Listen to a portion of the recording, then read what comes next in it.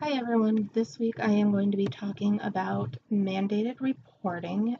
Um, so I learned an interesting piece of information this week, and it's actually quite shocking to me. New York State is the only state that does not have any mandated reporting for elder abuse and neglect.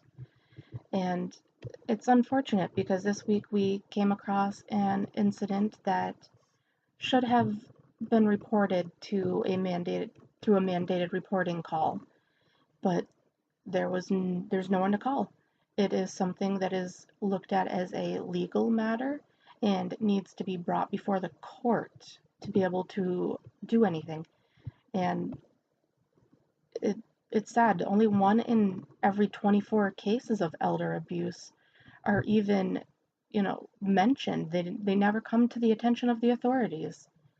And it's it's really sad that this is something that is so underreported. And this is such a vulnerable population. I mean, it may not necessarily be that they are physically being abused or emotionally being abused, sexually. I mean, it could be that they're neglecting themselves. Someone else is neglecting them, and financial exploitation. And the victims of these incidents, most of the time, they don't even know that they can reach out to someone for help. They're afraid that, uh, they might be isolated because they made the report, or someone might seek retribution because they made the report.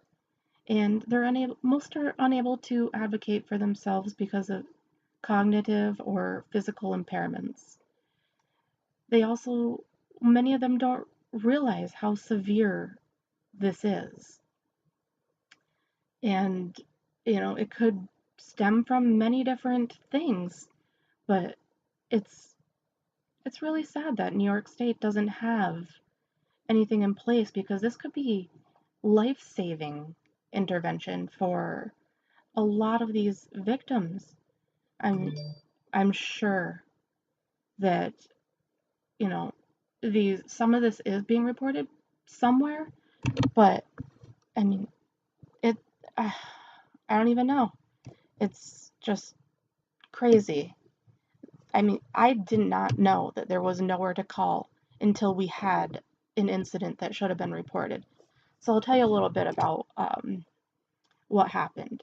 We had a referral for someone to come on to hospice service, and we went out to do the informational and found out that the person was actually in the hospital.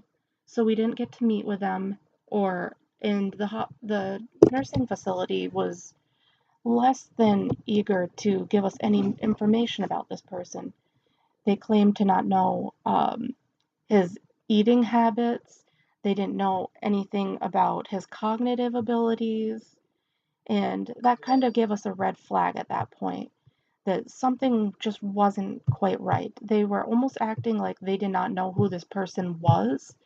They, I mean, the fact that they didn't even tell us that this person wasn't at the facility was kind of a little bit alarming. It was almost like they didn't know who he was or where he was.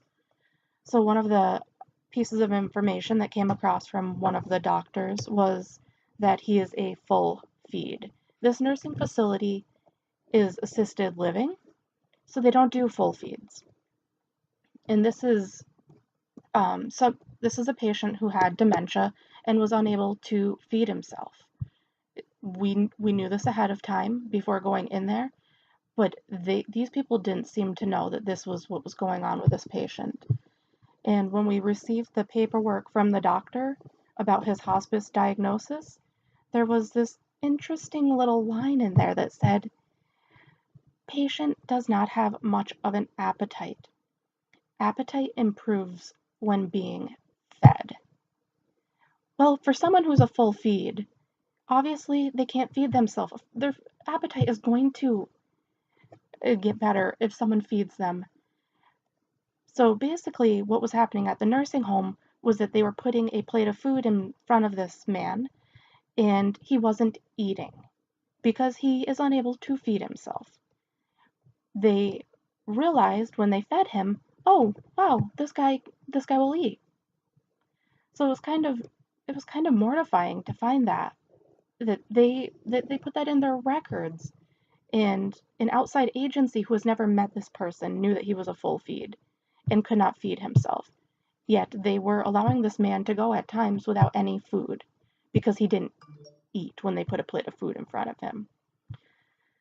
So what I'm asking of you all this week is, do you know if your state has guidelines for mandated reporting for elder abuse and neglect?